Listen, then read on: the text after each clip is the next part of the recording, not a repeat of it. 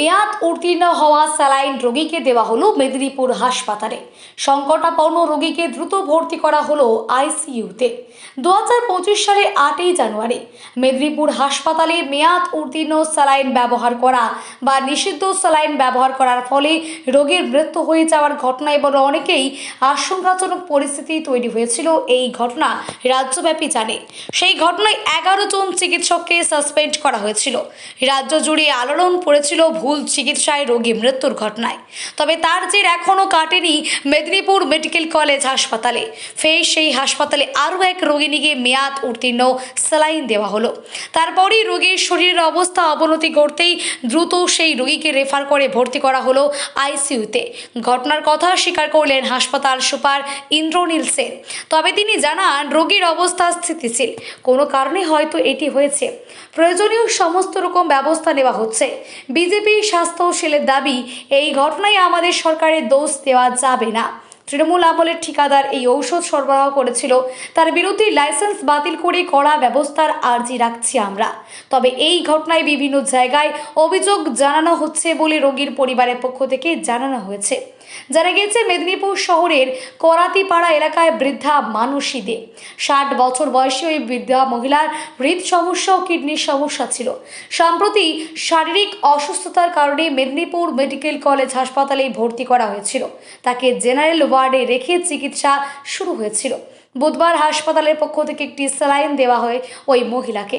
Saline দেওয়ার পরই বৃদ্ধার হৃদ সমস্যা বেড়ে যায়, ছটফট করতে থাকে ওই মহিলা। সঙ্গে সঙ্গে পরিবারের লোকেরা হাসপাতালের নার্স ও অন্যান্যদের বিষয়টি জানিয়ে যে ওষুধটি চালানো হয়েছিল তার খতিয়ে দেখেন।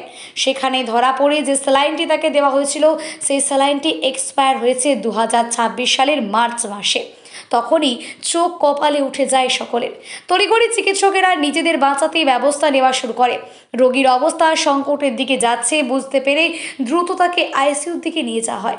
ওই রোগিনীর ছেলে বলেন, মায়ের হার্টের ও কিডনির সমস্যা ছাড়াও বেশ কিছু জটিলতা ছিল। বাড়িতে অসুস্থ হয়ে যাওয়াতে তাকে হাসপাতালে ভর্তি করেছিলাম। এরপর চিকিৎসা চলাকালীন তাকে মেয়াদ উত্তীর্ণ এক্সপায়ার হওয়া স্যালাইন দিয়ে দেওয়া হয়েছে। তারপরেই তার শরীরে জটিলতা তৈরি হয়। বুকে কষ্ট শুরু হতে ভালো করে পরীক্ষা করে বোঝা যায় তাকে এক্সপায়ার হওয়া স্যালাইন দেওয়া হয়েছে। এখন অবস্থা যথেষ্ট খারাপ রয়েছে। আমরা এইসব জায়গায় অভিযোগ জানাবো, কারণ এটা চরম গাফিলতি। এই প্রসঙ্গে হাসপাতাল সুপার ইন্দ্রনীল সেন বলেন, কোনো কারণে কোনোভাবেই ঘটনাটি ঘটেছিল। সমস্ত রকমের পদক্ষেপ দ্রুত নেওয়া হয়েছে। রোগীর পরিস্থিতি আপাতত স্থিতিশীল, তাহলেও কোনো পদক্ষেপ বা তদন্ত হচ্ছে কিনা বলতে চাননি। তবে এই কথাতেই চিড়ে ভিজবে না। 2025 সালের 8ই জানুয়ারি রাতে মেদিনীপুর হাসপাতালের মাতৃমা বিভাগে কয়েকজন প্রসূতির একসঙ্গে অপারেশন হয়েছিল। সিজার করার সময় তাদের একটি স্যালাইন দেওয়া হয়েছিল। সেই স্যালাইন মেয়াদ উত্তীর্ণ ও ছত্রাক যুক্ত ছিল বলে অভিযোগ ছিল। তারপরেই রোগীরা চরম সংকটে পড়ে গিয়েছিল। মৃত্যু হয়েছিল এক প্রসূতি ও এক সন্তানের। আরও 4 জনের অবস্থা আশঙ্কাজনক ছিল। রাজ্যের স্বাস্থ্য দপ্তরের তৎপরতায় তারা প্রাণে বেঁচেছেন ঠিকই, তবে আজও তারা অসুস্থ। সেই ঘটনায় মোট 13 জন চিকিৎসককে সাসপেন্ড করেছিল তদন্তের পর। সেই ঘটনাতে মেয়াদ উত্তীর্ণ স্যালাইন কেন ব্যবহার করা হয়েছিল হাসপাতালে, কার গাফিলতি ছিল, তার সঠিক উত্তর এখনও প্রকাশ্যে আসেনি। এই ঘটনার রেশ এখনও কাটেনি। তারপর পুনরায় মেদিনীপুর মেডিকেল কলেজ হাসপাতালের চিকিৎসকদের গাফিলতিতে মেয়াদ উত্তীর্ণ স্যালাইন দেওয়া হলো এর আরও এক মুমূর্ষ রোগীকে। এই ঘটনায় বিভিন্ন স্তরে অভিযোগ জানানো হচ্ছে বলে পরিবারের লোকেরা জানিয়েছেন। আমার মায়ের হার্টের প্রবলেম আছে, মেজর প্রবলেম আছে, হার্টে কিডনি এফেক্ট আছে, ব্রেনের প্রবলেম আছে, ডক্টর সন্দেহ করছে স্ট্রোক হয়ে গেছে। তো মাকে সুগার ফল করছে বারবার, তার জন্য মাকে এখানে ভর্তি করেছিলাম। তো আজকে 2026 মার্চের এক্সপায়ার হয়ে যাওয়া ওষুধ ডেক্সটোজ, যেটা সুগারের ওষুধ, তো ওটা চালাচ্ছে। তারপরে চালাতে মায়ের বুকে ছাতিতে প্রবলেম হচ্ছে, ছাতি ধরপড় করছে।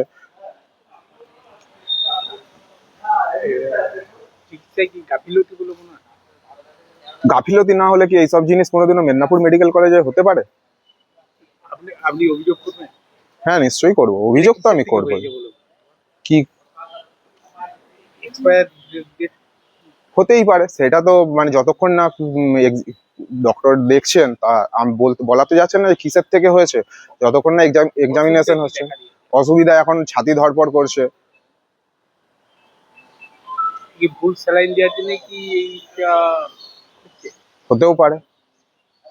কি বললো সুপারের সাথে? স্যার তো তাকে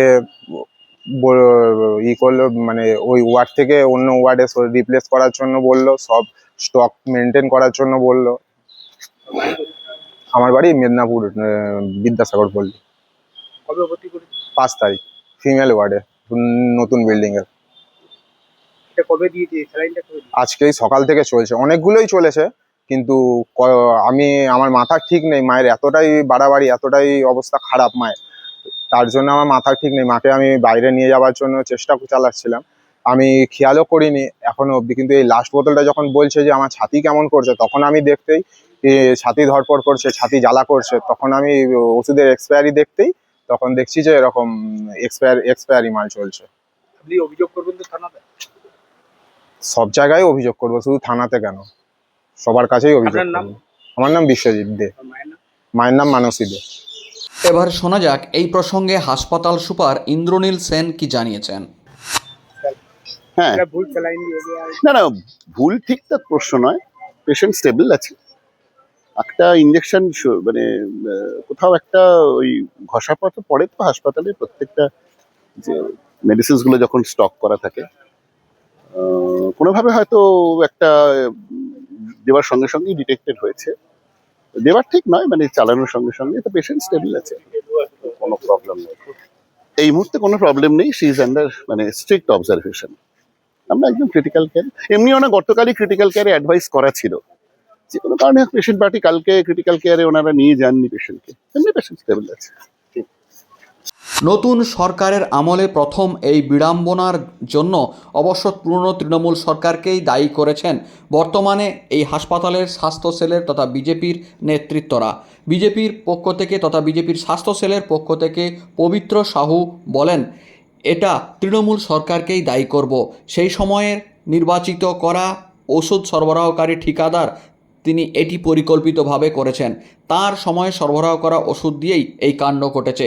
আমরা উপযুক্ত তদন্ত করে তার লাইসেন্স বাতিল ও তার বিরুদ্ধে কড়া পদক্ষেপের আর্জি রাখছি। কি বললেন পবিত্র সাহু, শোনা যাক। দেখুন, বিজেপির স্বাস্থ্য পরিষেবা সেলের পক্ষ থেকে আমরা সবসময় রুগীর পরিষেবার দিকটা নজর দিই। শুধু আমাদের স্বাস্থ্য পরিষেবা সেল নয়, এরকম বিষয় নয়, আমাদের যে মানবিক সরকার, পশ্চিমবঙ্গের সরকার বিজেপির, আমাদের মানবিক সম্মানীয় মুখ্যমন্ত্রী, আমাদের মানবিক সম্মানীয় প্রধানমন্ত্রী সবাই কিন্তু বলেছেন প্রতিটি ক্ষেত্রে জিরো টলারেন্স নীতি। সেটা স্বাস্থ্য হোক, সেটা শিক্ষা হোক, যে কোনো বিষয়, যে কোনো ক্ষেত্রে জিরো টলারেন্স নীতি বিজেপি গ্রহণ করেছে। তার একটাই কারণ, মানুষের পরিষেবা, মানুষকে যথাযোগ্য পরিষেবা দেওয়ার জন্য আমরা চেষ্টা করব যত ভালো পরিষেবা আমরা দিতে পারবো মানুষকে। এই জন্যই আমরা আজকে স্বাস্থ্য পরিষেবা সেল থেকে মানুষের সাথে আছি এবং সম্মানীয় মেডিকেল কলেজের কর্তৃপক্ষকে অনুরোধ করব আপনারাও একটু এই বিষয়ে নজর দেবেন। কারণ সরকার চাইছে মানুষ যাতে কোনোভাবেই হয়রানির শিকার না হয়, মানুষ যাতে কোনোভাবেই ভুল চিকিৎসার আপদ বিপদে না পড়ে, এই বিষয়টা লক্ষ্য রাখতে হবে হসপিটাল কর্তৃপক্ষকে, মেডিকেল কলেজ কর্তৃপক্ষকে। এবং আরেকটা বিষয় আমি আপনাদের বলবো, আজকের এই সেলাইন কিন্তু আজকের নয়, এটা কিন্তু তৃণমূল আমলের। তো যে কন্ট্রাক্টর এটা দিয়েছিলেন শর্ট ডেট সেলাইন, তাদের বিষয়ে তদন্ত হওয়া উচিত। সেই কন্ট্রাক্টর লাইসেন্স ক্যান্সেল হওয়া উচিত, তাদেরকে ধরা উচিত। আজকে বিজেপি জিরো টলারেন্স নীতি নিয়েছে। আমার বিশ্বাস বিজেপি সরকার এই ধরনের কন্ট্রাক্টরদের নিশ্চয়ই এদের বিরুদ্ধে শাস্তিমূলক ব্যবস্থা নেবে এবং এর নিশ্চয়ই তদন্ত হবে, এটা আমার ব্যক্তিগত বিশ্বাস।